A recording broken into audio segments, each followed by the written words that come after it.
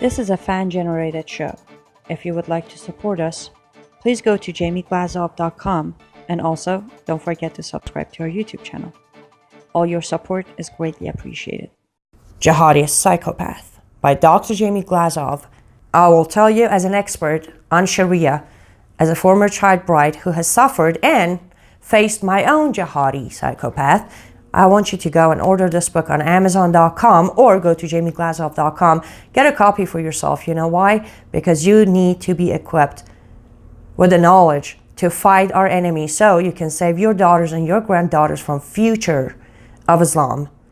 And I want to discuss their tactics and how it works. And that's what my book discusses. So let me tell you an anecdote that's at the core of my study. And it's at the core of what we're facing today. Steve Amundsen, that's on 3rd Street Promenade. Also, we have a hero here with us today, Diane Zinn, that also does very important work on that level. And I've been down there, and I'm going to tell you one exchange that happens down there. 15 girls, 15 women in hijab, just screaming at us. Louis Leinhardt, for instance, in the back there, he's a preacher down there. Everybody give him a hand, please. Always risking his life down there. Louis, can you get up for a minute? This is a gentleman that gets threatened down there about 50 times an evening. But they're screaming at him and at me and at Steve. You and the 15 hijabi women. You don't know anything. We can wear the hijab if we want to. We're free. We're equal. Shut up. Shut up. Racist. And the anger, it's very interesting, their anger. Their anger is very disproportional to me and what I'm doing and what I'm saying. But it's very important to keep this in mind, because where is that anger really from and what is it about? So as they're screaming at me that I'm wrong and that we're wrong, all of a sudden, this has happened many times, this Arab man out of nowhere comes out and goes, "Ah!" and starts screaming, and they run very quickly away. And then Louis, who has a great sense of humor, will say, "Listen to your master, bye-bye." And they run away. But very interesting, they hate me, and they're screaming with rage and anger at me that I'm discussing Islamic gender apartheid and that I'm actually trying to free them and I'm on their side.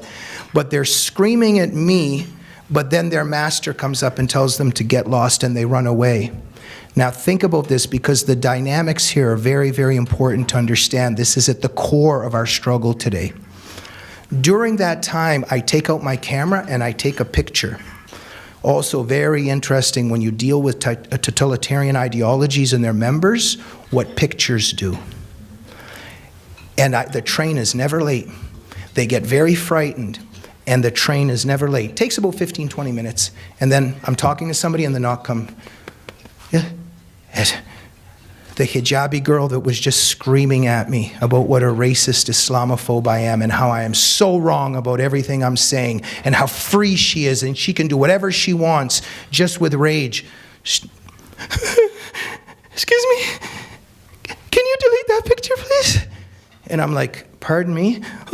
If when I go back to Saudi Arabia, I'm showing my hair, I'm wearing this, if my parents see me, I'm gonna get killed.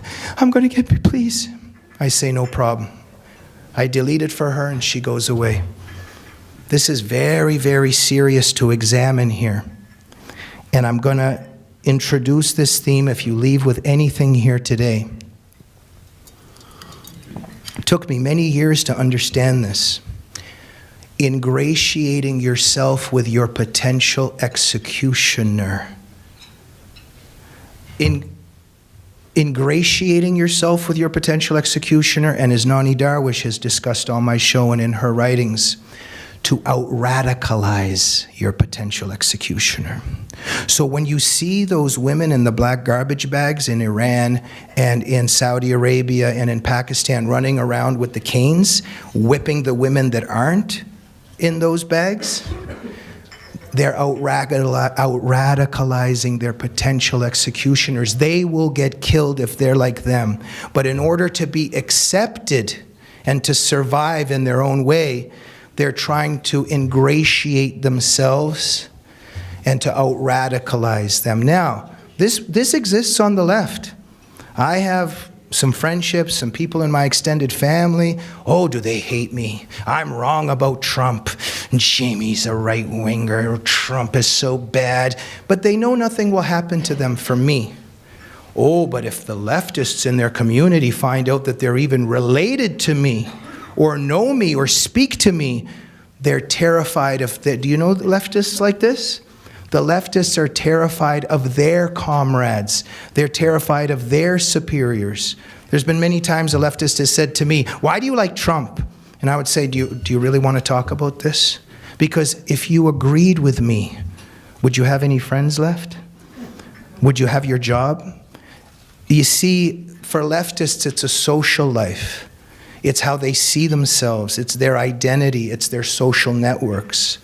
It's not about what's true, because if you argue with them, as you know, when you defeat them in an argument, within 5 minutes they're arguing about something else. It doesn't matter.